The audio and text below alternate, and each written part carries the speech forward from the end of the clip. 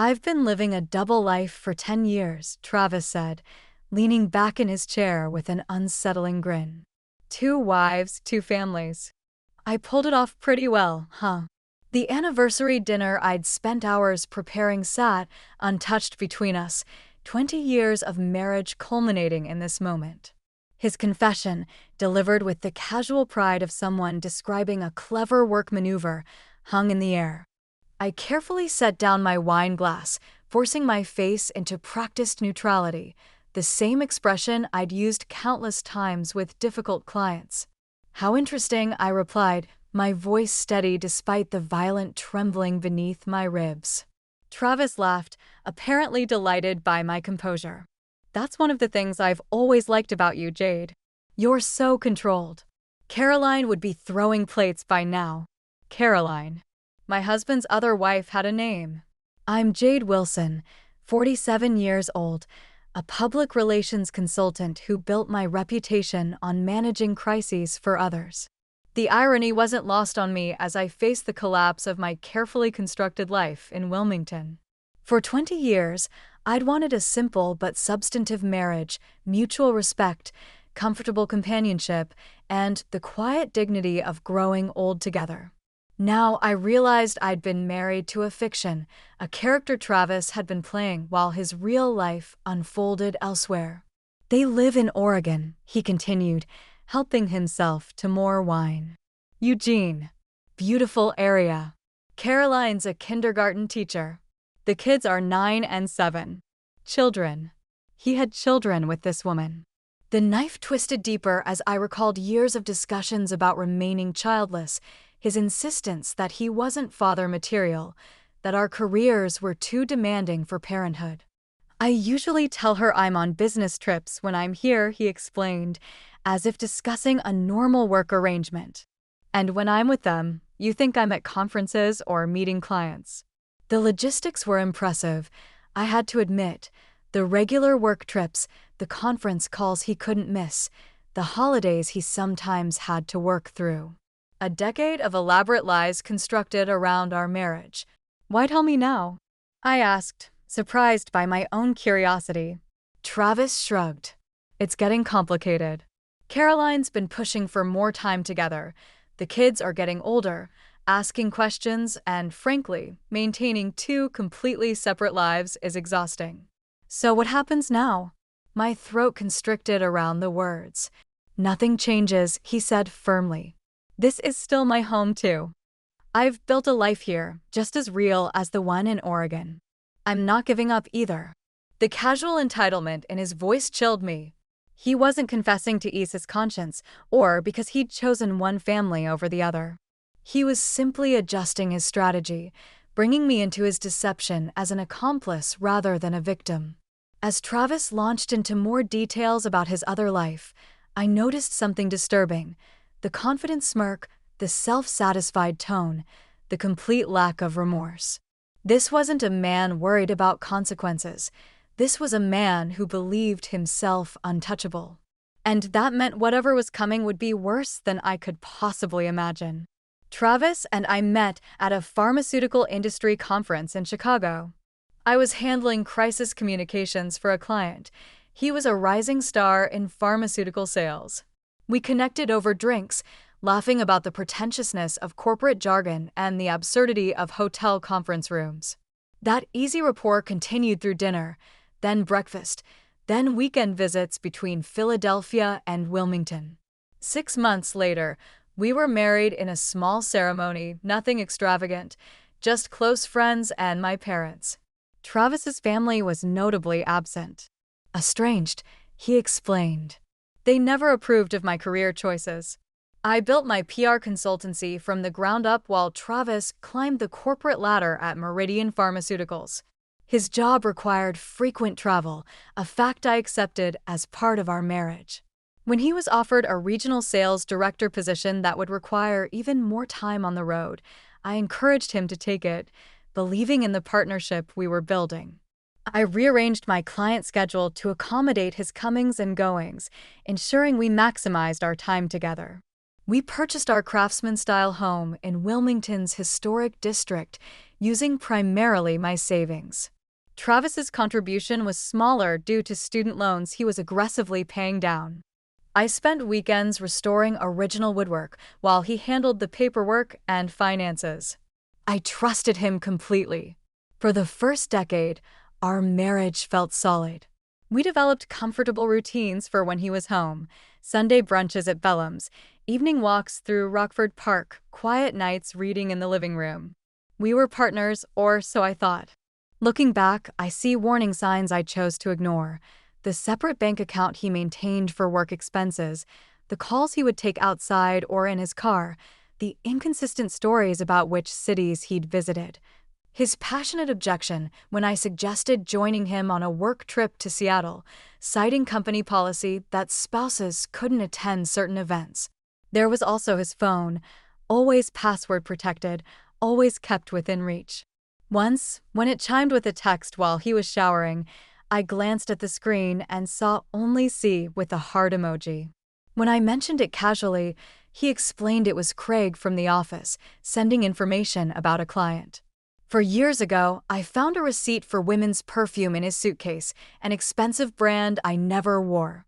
A gift for my assistant, he claimed. Her husband's battling cancer, and the team wanted to do something nice. The explanation seemed plausible, even thoughtful. I felt guilty for questioning him. Last year, a woman called our home phone asking for Travis. When I explained he was traveling, she quickly apologized for the wrong number and hung up. Her voice sounded flustered, young. That night, I opened his laptop to check our shared calendar for his return date.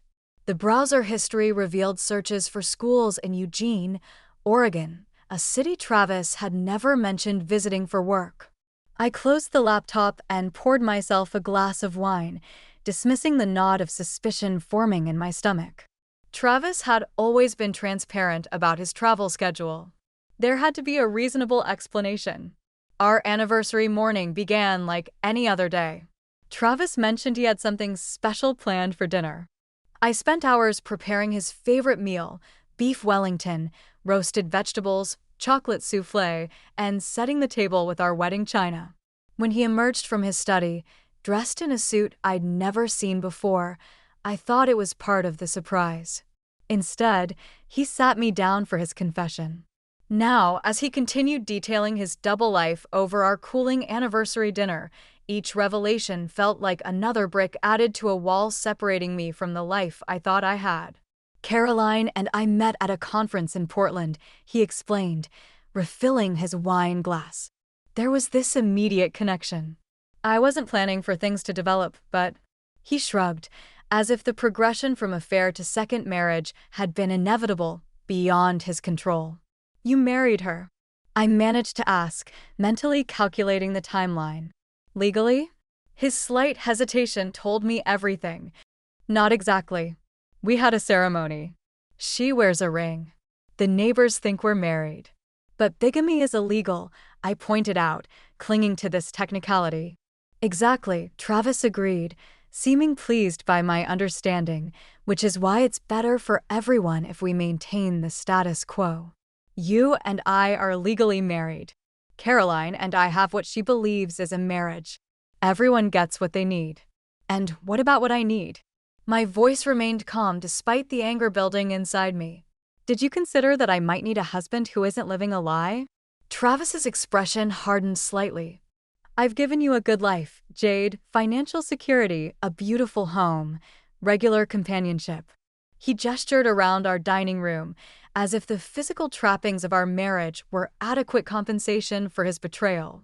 Half of your companionship, I corrected. Don't be dramatic. I've always been there when it mattered. His dismissive tone suggested this was a minor detail, not worth dwelling on. Besides, our arrangement has benefits. You've had freedom to build your career without the demands of children, without a husband underfoot all the time. The calculated nature of his deception suddenly became clear. This wasn't a man who had slipped into a double life through weakness or poor choices. This was deliberate architecture, two separate lives designed and maintained with precision. I need time to process this, I said, standing up from the table. Of course, Travis responded magnanimously. Take all the time you need. I'll sleep in the guest room tonight. He glanced at his watch. I should call Caroline before it gets too late. She thinks I'm at a conference in Chicago. The casual shift from dropping his bombshell to maintaining his lie with a phone call left me speechless. I retreated to our bedroom, my bedroom now, and sat on the edge of the bed, listening to his muffled voice down the hall. His tone was warm, affectionate, punctuated by gentle laughter. He was speaking to his family, I realized. His real family. Morning found me still awake, thoughts circling like vultures. Travis appeared at breakfast, freshly showered, dressed for work as if nothing had changed. I've been thinking, he said, pouring coffee. We should take a trip, reconnect. I know this is a lot to absorb. I stared at him, this stranger wearing my husband's face. You're still planning to maintain both relationships. It's worked for 10 years, he replied pragmatically. We just need to establish some new parameters. In that moment, watching him butter toast with methodical precision, a terrible clarity washed over me. Travis wasn't seeking forgiveness or understanding. He was simply adjusting his strategy, bringing me into his conspiracy to make his deception more convenient. And he expected me to comply. That evening, I approached Travis in his makeshift office, formerly our shared home office, where he was working on his laptop. We need to talk about what happens next, I said, standing in the doorway. He glanced up, offering a practiced smile. I was hoping you'd come around. Sit down. I remained standing. I want you to leave. His smile faltered, then reasserted itself. Jade, be reasonable. This is my home too. Is it? Because it seems like you have another home with your other family. Travis sighed, adopting the patient tone he used when explaining complex concepts to clients. I've invested just as much in this house as you have. An outright lie. My savings had purchased the property, my income had paid off most of the mortgage, and my hands had restored much of its historic character. I want a divorce, I continued, my voice steady. I've already spoken to an attorney. The flash of anger in his eyes was quickly masked. That would be a mistake, he said calmly. Think about the complications, the division of assets, the public embarrassment when people learn the details. His thinly veiled threat was clear. Fight me, and I'll make sure everyone knows how easily you were fooled.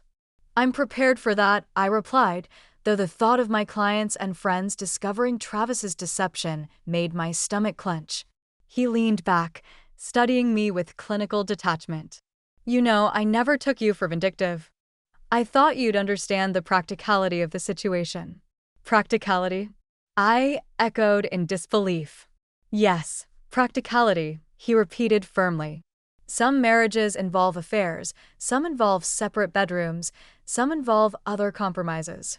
Ours involves separate locations and responsibilities. The underlying structure isn't that different. His ability to rationalize his betrayal was astounding. According to Travis's warped logic, maintaining two separate families was just another form of marriage arrangement. And what about Caroline? I challenged. Does she know about this practical arrangement? A flicker of discomfort crossed his face. Caroline doesn't need to know everything. She's happy with what we have. So your solution is to continue lying to her while expecting me to accept knowing? He shrugged. Everyone gets what they need. She gets the traditional family life she wants. You get your independence and career.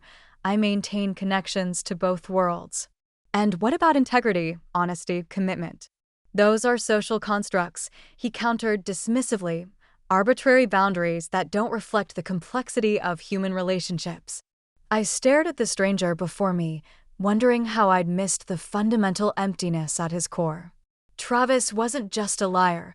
He was a man without moral boundaries, capable of justifying any behavior that served his desires. I want you out of this house by the end of the week, I said. His expression hardened. That's not happening, Jade. Let me be clear. I'm not leaving. This house is as much mine as yours. If you want to end our marriage, we'll sell it and split the proceeds. The thought of losing my home, the space I'd lovingly restored, felt like another violation. Travis knew exactly how much this house meant to me. You should also know, he continued, his voice deceptively gentle, that I've taken precautions. I've documented some of your more creative accounting practices with certain clients. Nothing illegal, of course, but potentially embarrassing if they became public. My blood ran cold. He was referring to occasions when I'd helped clients manage sensitive communications during crises, all within ethical boundaries, but easily mischaracterized to damage my professional reputation. Are you threatening me? I asked, already knowing the answer.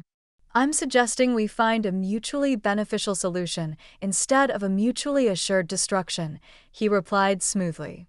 I'll be staying in Eugene until next Tuesday. That gives you time to reconsider your position. He turned back to his laptop, dismissing me from what had once been our shared space.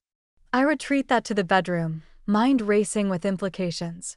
Travis wasn't just refusing to leave, he was actively threatening my livelihood if I pursued divorce.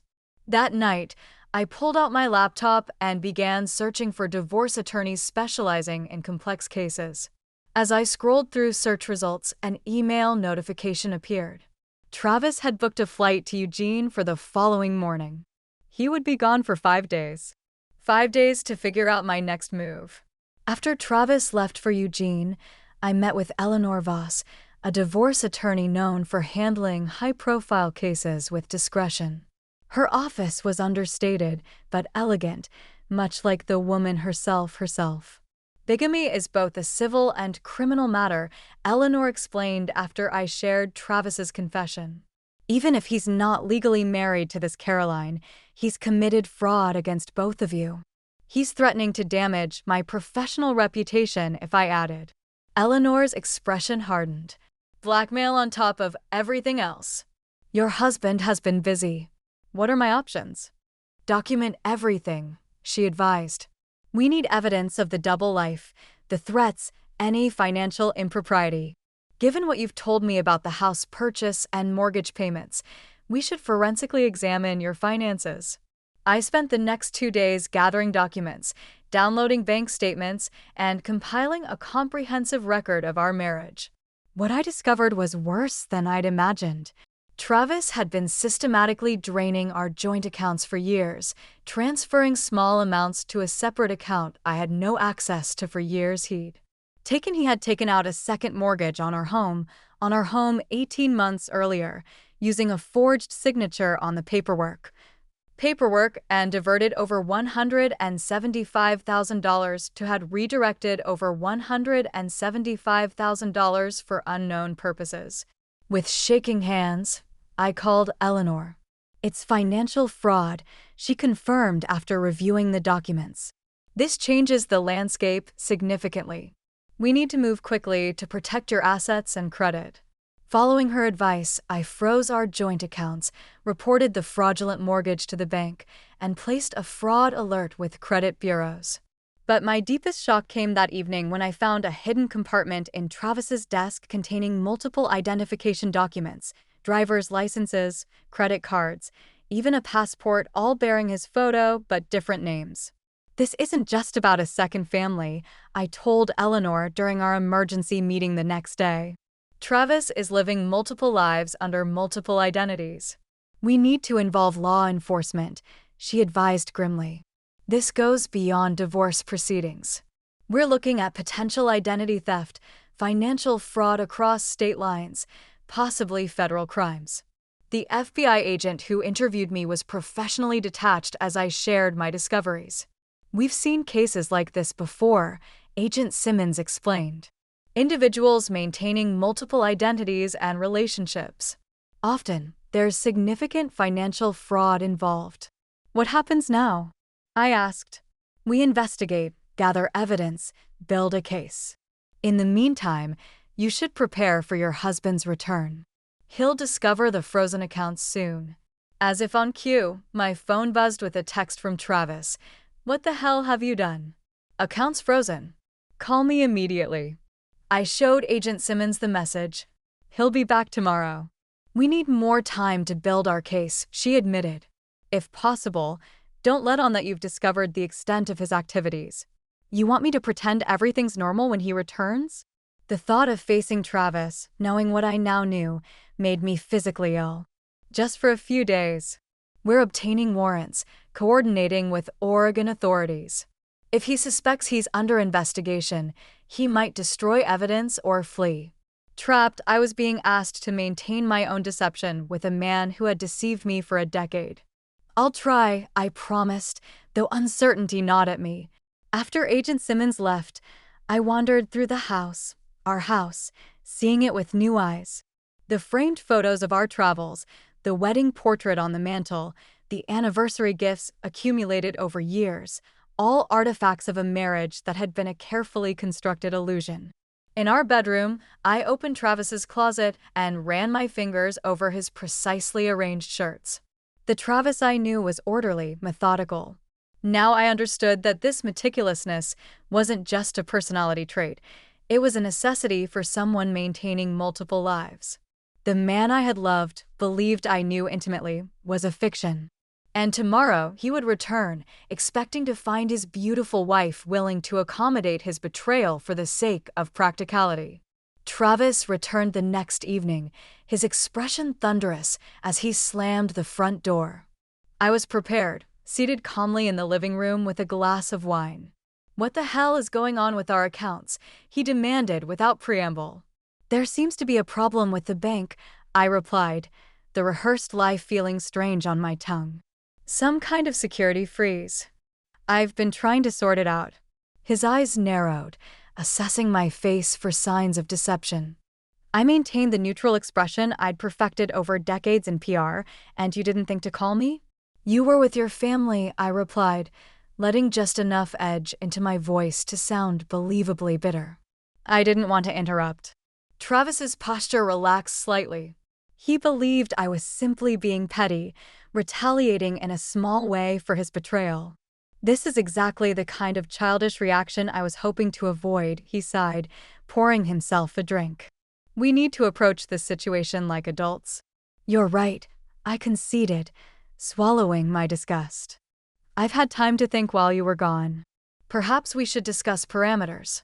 His eyebrows rose in surprise, then satisfaction. "I knew you'd be reasonable, Jade. You always have been." For the next hour, I listened as Travis outlined his vision for our future, how he would divide his time between Oregon and Delaware, how we would maintain separate finances going forward, how I would need to accept certain realities about our relationship. "The most important thing is discretion," he emphasized. "Caroline can never know about you." "Of course not," I murmured. "And what about our financial situation?" "The frozen accounts." "I'll handle it," he assured me with practiced confidence. "I have resources you don't know about." "I bet you do," I thought, thinking of the hidden documents I'd discovered. "There's just one thing I need from you," Travis continued, leaning forward. "Access to your personal accounts, temporarily. My funds are tied up in investments, and I need operating capital until this bank situation resolves." The audacity was breathtaking. After systematically defrauding me for years, he was now asking me to willingly hand over more money. "How much do you need?" I asked, pretending to consider it. $50,000 should cover immediate expenses, he replied casually, as if requesting pocket change. "I'll need to move some investments around," I stalled. "Give me a few days." Travis nodded, satisfied he'd successfully managed me once again. That night, he slept in the guest room while I lay awake, listening to the occasional buzz of his phone, messages from his other life, his other family. In the morning, he left early for a meeting, giving me a disturbingly normal peck on the cheek as he departed. The moment he left, I called Agent Simmons. "He's asking for money." $50,000. "This is good," she replied. "We can use this. Are you willing to make the transfer under controlled conditions? We can track the money, see where it goes." "Yes," I agreed without hesitation. "What do I need to do?" The next 3 days operated like a carefully choreographed dance under FBI supervision. I transferred funds to an account they had established. Travis accepted the money without question, immediately transferring portions to other accounts, unwittingly creating an evidence trail for investigators to follow. Each evening, I maintained my act of reluctant acceptance as Travis continued refining his vision for our bizarre arrangement. Each morning, I reported his activities to Agent Simmons. Everything was proceeding according to plan until the fourth day, when I returned home to find Travis in my home office, my laptop open before him. "Interesting reading," he said coldly, turning the screen toward me.